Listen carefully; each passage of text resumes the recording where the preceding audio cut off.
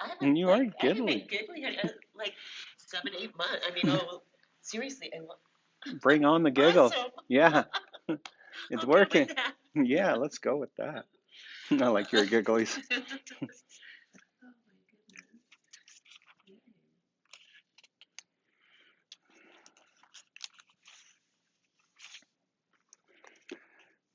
Okay, anything you want to comment on?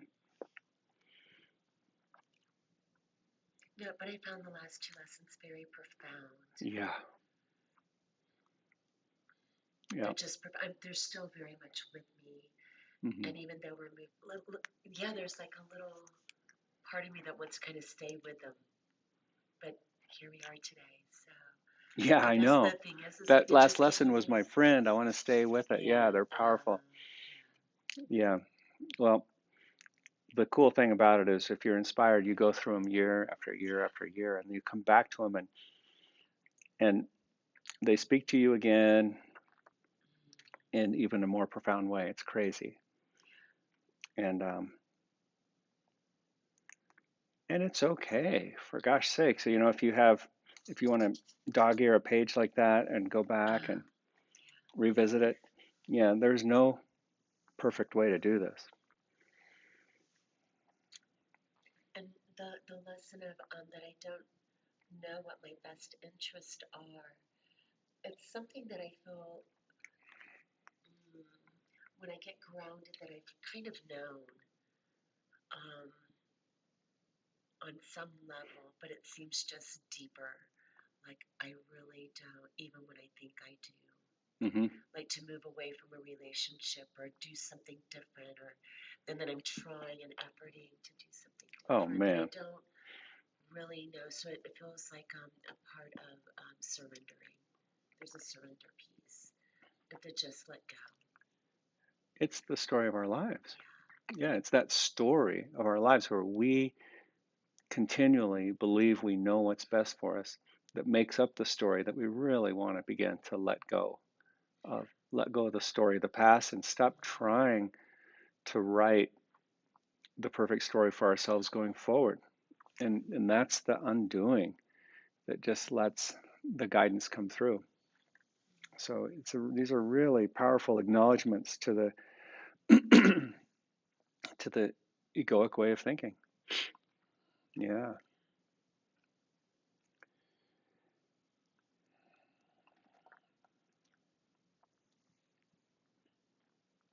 Let's start today with your legs up on the wall and your head on the bolster.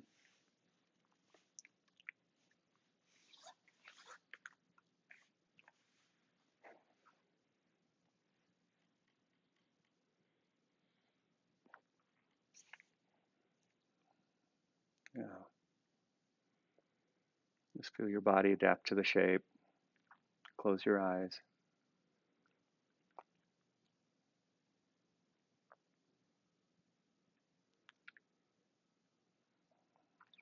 And then bring your hands to the bolster and slowly push the bolster away.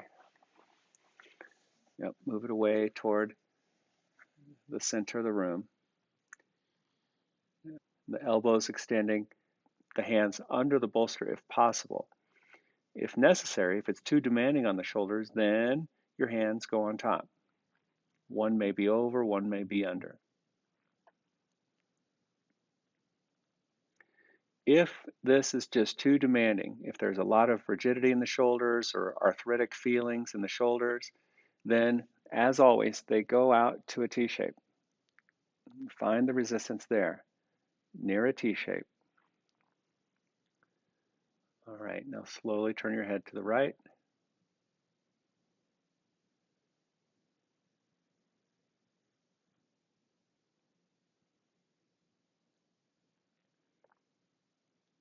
Good. And for most people, there's some mild effort here.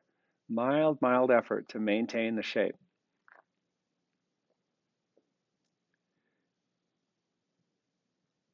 With practice and time, the rigidity is resolved, the shoulder joint starts to heal, and we're able to be in shapes like this passively.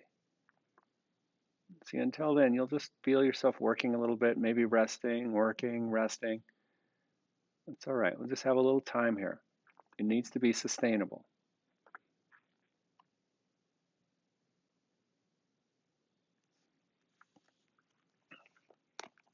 And I'm going to read to you. Lesson number 25. I do not know what anything is for. And feel how similar that is to some of the early lessons at the very beginning. It says, purpose is meaning. Today's idea explains why nothing you see means anything, referring back in a way to those earlier lessons. You do not know what it is for. Therefore, it is meaningless to you. Everything is for your own best interests. That is what it is for. That is its purpose. That is what it means. It is in recognizing this that your goals become unified. It is in recognizing this that what you see is given meaning.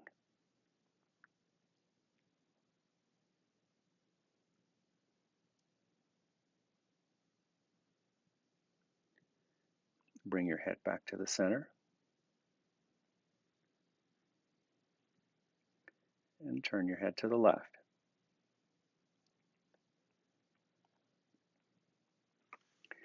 This paragraph in many ways describes the miracle. In earlier lessons, it's very clearly stating that from the ego perspective, everything is meaningless. Everything is uncertain, and we tend to put ourselves in charge under the assumption that we know what's best for us. Now, this paragraph is restating this idea that everything is for our own best interests when we look at it and see it through right-minded awareness, when we see it with the voice of love and the Holy Spirit's guidance. In paragraph 2, it says, you perceive the world and everything in it as meaningful in terms of ego goals. These goals have nothing to do with your own best interest because the ego is not you. This false identification makes you incapable of understanding what anything is for. As a result, you are bound to misuse it. When you believe this, you will try to withdraw the goals you have assigned to the world instead of attempting to reinforce them.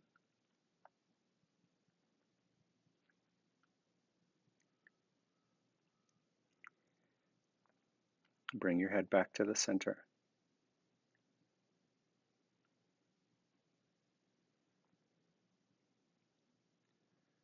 Good. Now slowly bring the bolster back underneath your head.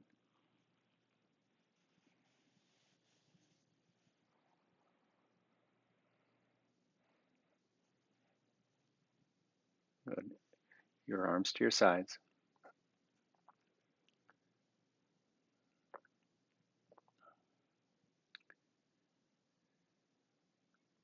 Now bring the right knee toward the center chest. Interlock your fingers over the knee. Close your eyes, sink into the shape.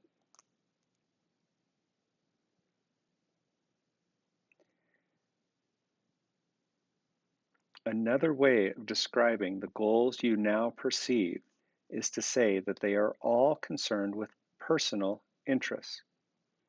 Since you have no personal interest, since the ego doesn't exist, your goals are really concerned with nothing. In cherishing them, therefore, you have no goals at all, and thus you do not know what anything is for.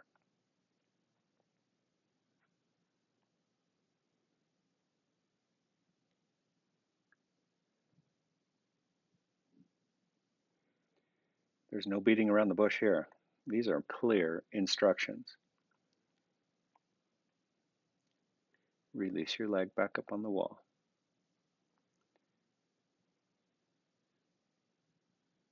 And bring the left knee toward the center chest. Interlock your fingers over. Sink into the shape.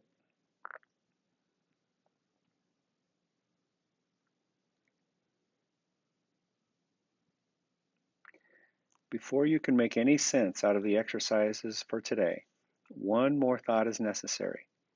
At the most superficial levels, you do not recognize purpose. Yet purpose cannot be understood at these levels. For example, you do understand that a telephone is for the purpose of talking to someone who is not physically in your immediate vicinity. We get that. What you do not understand is what you want to reach him for. And it is this that makes your contact with him meaningful or not.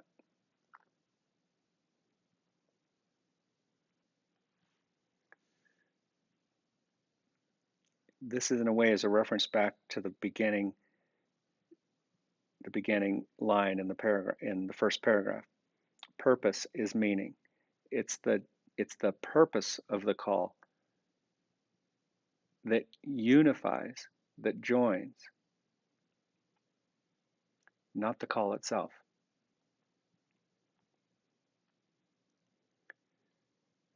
Release your leg back up onto the wall.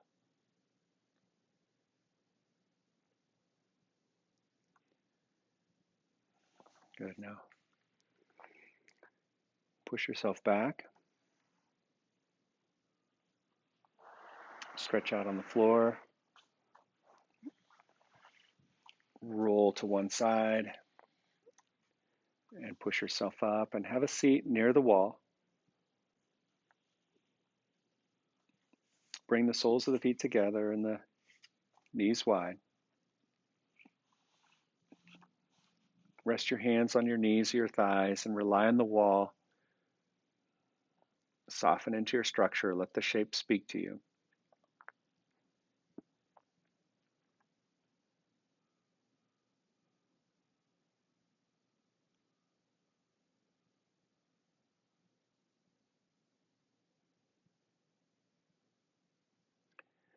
Slowly curve forward.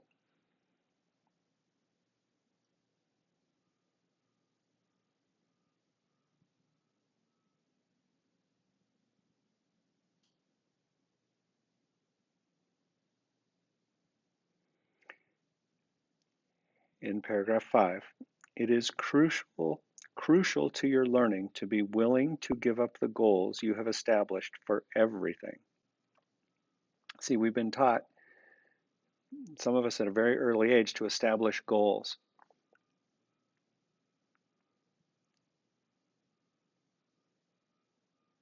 The only goal is heaven. And even that, we've been taught, is something that eludes us, something that we can only find once we die, if we're lucky. Heaven is a state of mind. Heaven is in our midst. Heaven is now.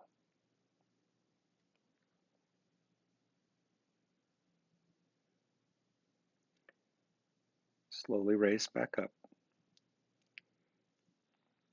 And find a comfortable seat. Maybe you cross your legs, maybe you scoot a little bit away from the wall. Just sit back, nice and easy.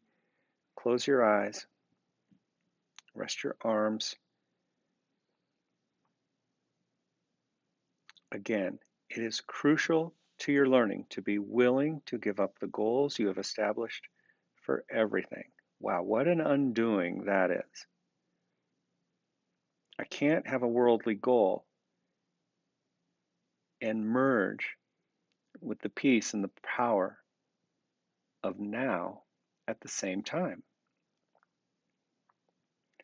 It says the recognition that they are meaningless, referring to our worldly goals, rather than good or bad, is the only way to accomplish this. The idea for today is a step in this direction.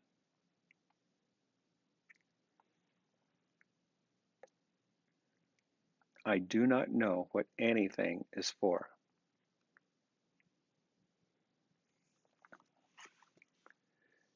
And if I do not know what anything is for, how could I have my best interest in mind?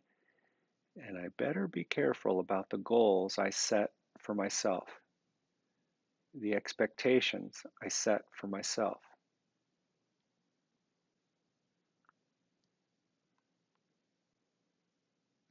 I join, I heal myself.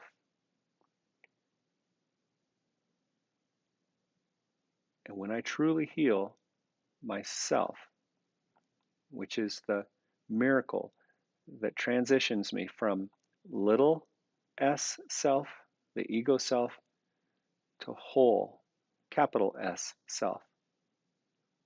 That's the inner journey. That's the miracle.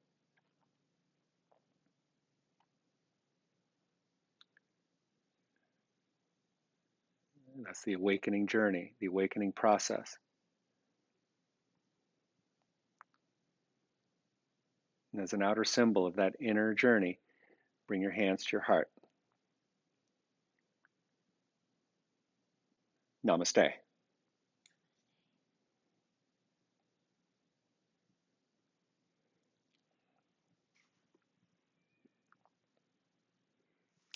Yeah, so Lisa was just asking me how my day went yesterday, and I thought I would share a little bit about my own process here.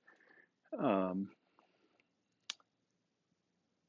I had a situation where I expanded the yoga studio and added a second location, and it was a big project.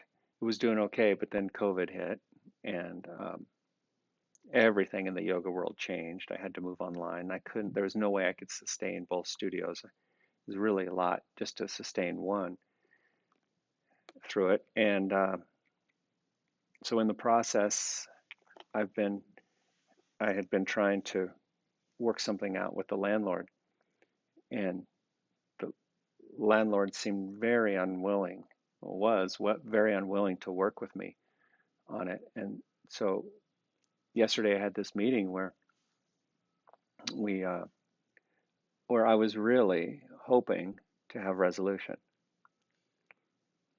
I was hoping to have resolution and to really put this whole thing behind me, and it was a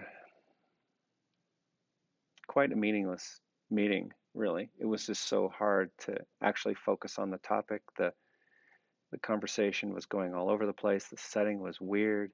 He wanted to meet outside because of COVID, and um, it was just awkward. And I it did not have the it didn't bring the resolution that I wanted, and but it it did move the ball in the right direction. And so it's just funny how these lessons now, they're so potent, so powerful, and there's no coincidences. There are no mistakes. Obviously, this process that I'm working through, this letting go and letting go of the idea that there can be financial loss, in form there is, but it's my yoga to not let that take my peace away. It's a deep practice because, man, the the hypothetical thoughts that come up, if I had only, or if I would have, and the whole thing felt guided from the beginning. And then I started to question even the guidance. But to come home from that meeting yesterday and read lesson number 25 and to land on these words in that first paragraph, everything is for your own best interests. That is what it is for. That is its purpose. And to close my eyes and to reflect on that meeting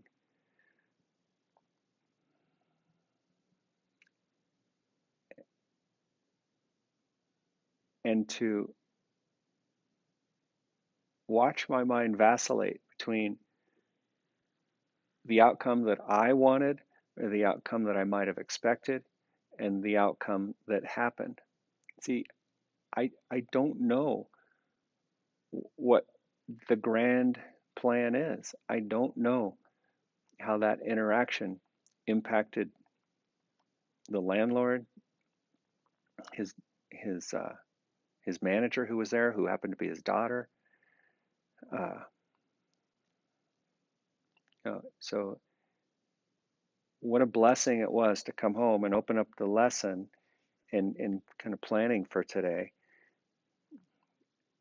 and come across this line. Everything is for your own best interest.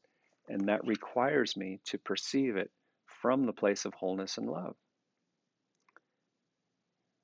Yeah.